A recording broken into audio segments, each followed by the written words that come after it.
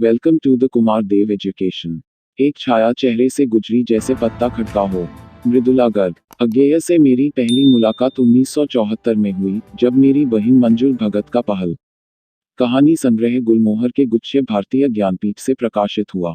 मैं 10 बरस दिल्ली से बाहर रहने के बाद तभी वापस लौटी थी। 1970-71 में हम दोनों ने करीब करीब एक साथ लेखन शुरू किया था। मेरी तब तक कोई पुस्तक छपी न थी। मंजुल की पहली किताब के प्रकाशन की खुशी में सप्राउ हाउस में चायपान था।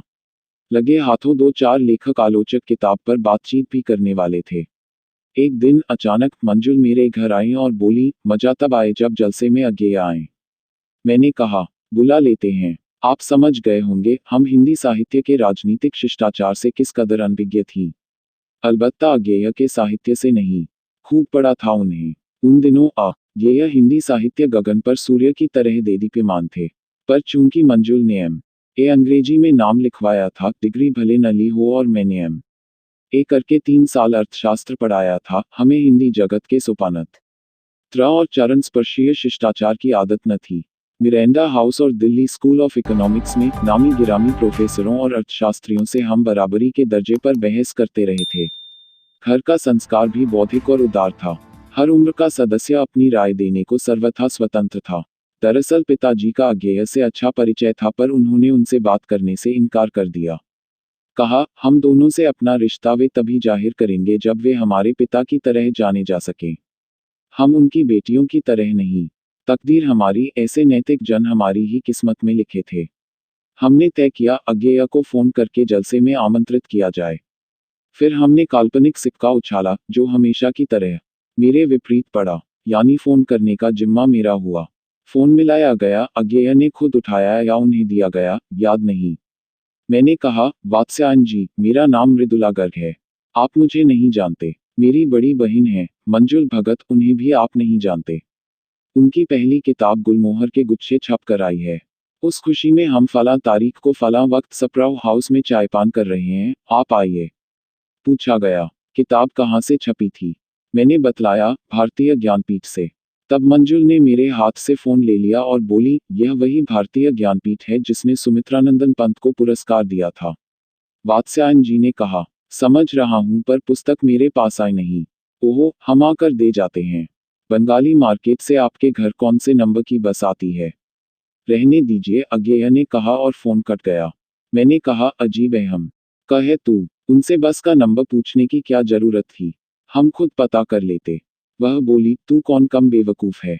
मैं मृदुला गर्ग हूँ, आप मुझे नहीं जानते। वह मंजुल भगत है, आप उसे नहीं जानते। ऐसे भला कोई आता है?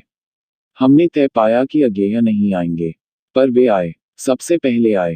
देर तक रहे। किताब देखी, शायद एक कहानी पढ़ भी डाली। बोले, ऐसी बहनों को देखने का मोह कैसे छोड़ता, जो अपनी पुस्तक की खुशी खुद मना रही हूँ।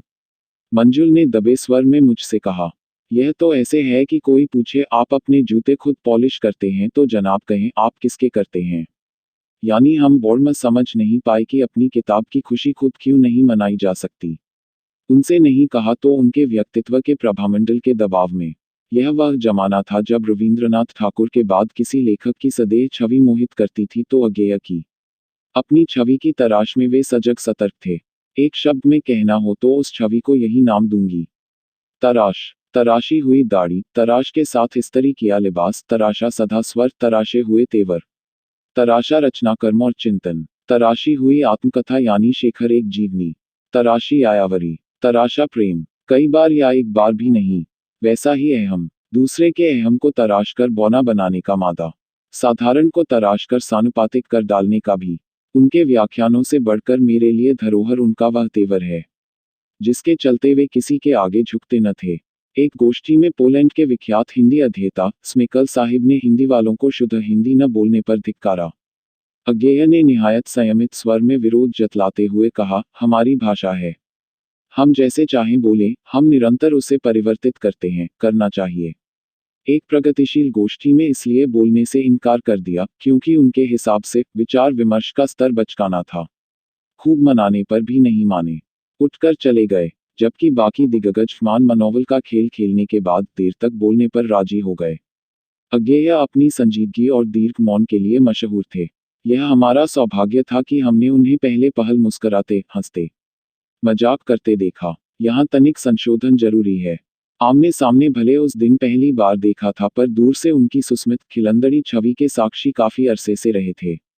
यकीन के लिए यह जानना काफी है कि हम मिरांडा हाउस में उन दिनों पढ़े थे, जब कपिला मलिक वात्स्यायन वहां अंग्रेजी पढ़ाती थीं और वात्स्यायन जी का उनसे प्रेमयोग चल रहा था।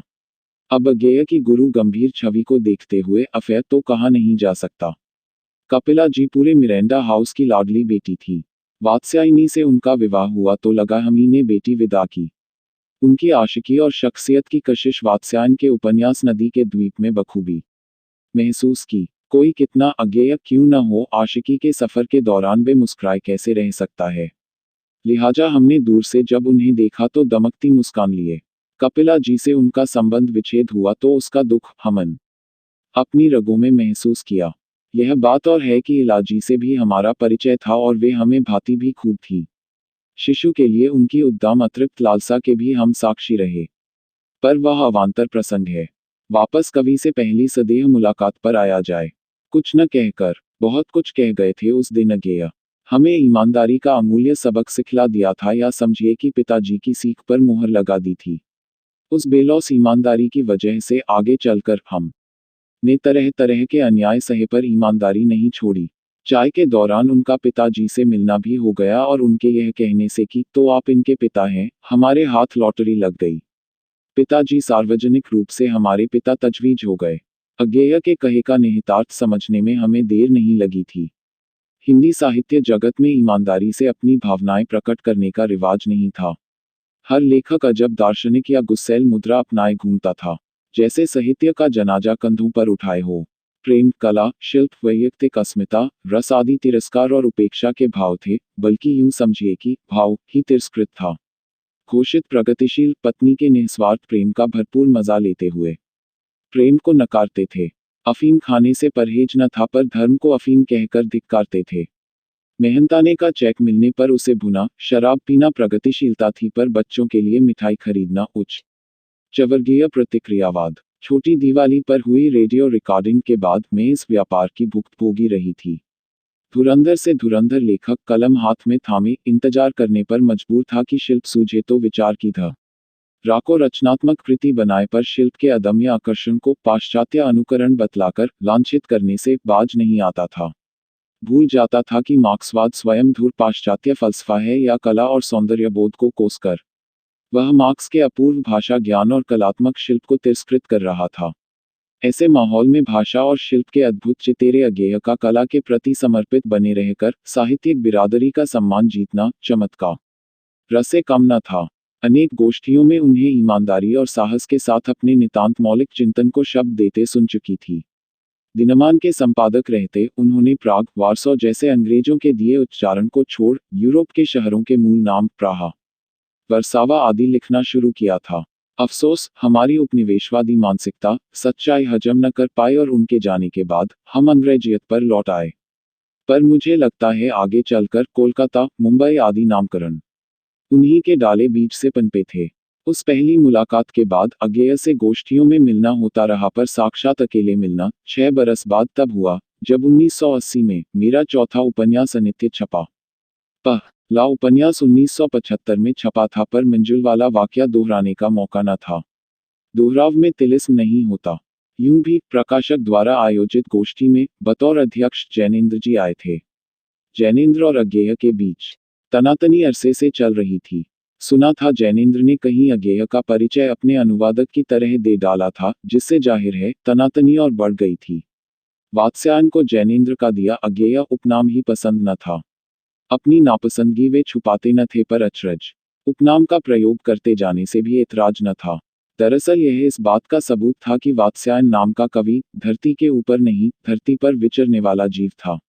मानवीय गुण दोष संपूर्ण धरती को अगर प्रकृति या पर्यावरण का पर्याय माने तो अज्ञेय से ज्यादा कौन था धरती का। पत्ते पत्ते में उनकी गहरी काव्यात्मक ही नहीं, दार्शनिक रुचि थी। वैज्ञानिक जानकारी भी कम न थी।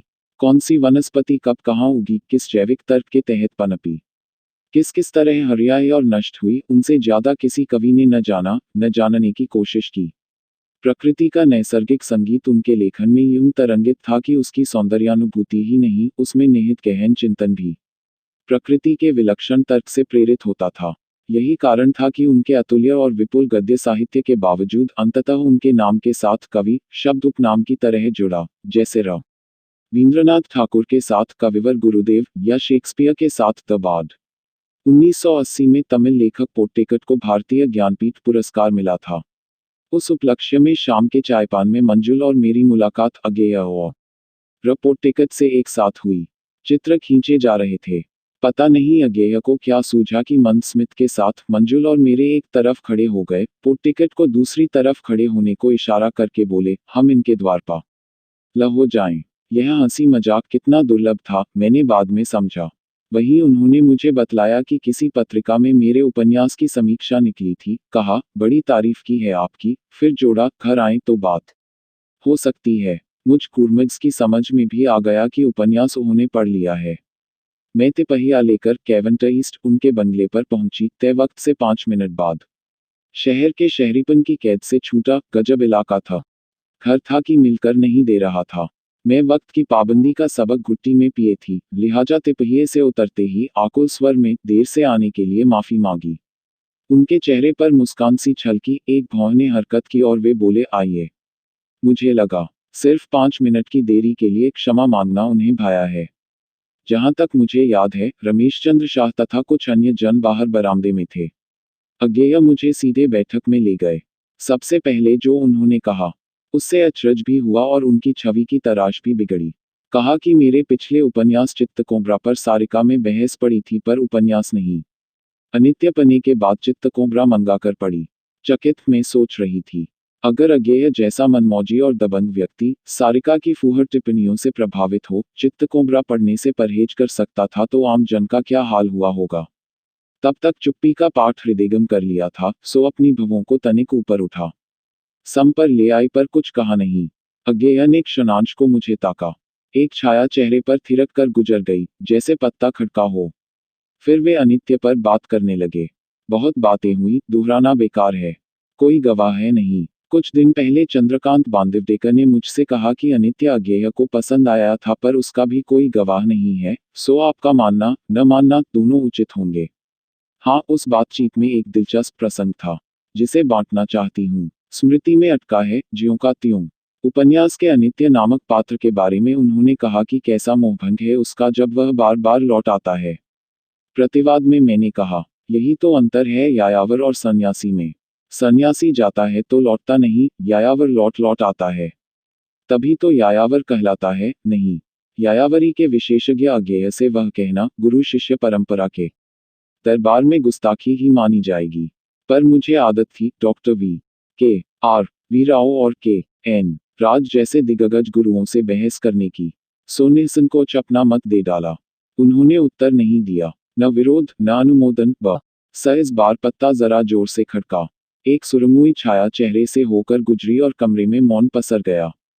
चुप्पी खींचती गई। उनकी चुप्पी की दीर्घता से मैं स्वयं परिचित न थी पर उसका बखान पर्याप्त सुन रखा था, इसलिए कुछ देर बाद उठ खड़ी हुई, कहा, नमस्कार, जाएंगी? वे बोले। एक बार फिर चेहरे पर छाया लहराई पर वह पहली छाया से कुछ अलग थी। बैठिए, उन्होंने कहा, इला नाश्ता ला रही हैं। किसी अदृश्य संगत के अंतर्गत। इला जीवा नाश्ते की ट्रे लिए सेवक तुरंत उपस्थित हो गए। मैं बैठ गई। और कर भी क्या सकती थी। सोचा, मुझे इलाजी के पास छोड़ अगेय बाहर चले जाएंगे पर वे गए नहीं। कुछ औपचारिक बातचीत के बाद पता नहीं क्यों इलाजी और मेरे बीच लेखक के अहम पर बात चल निकली।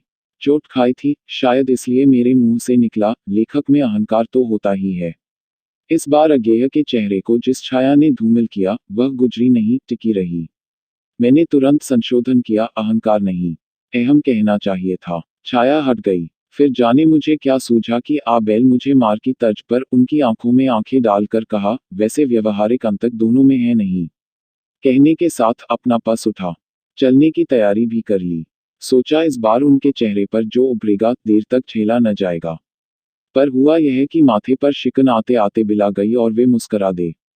मेरा मंतव्य समझ मेरे हिया स्त्र से मुझे परास्त कर दिया।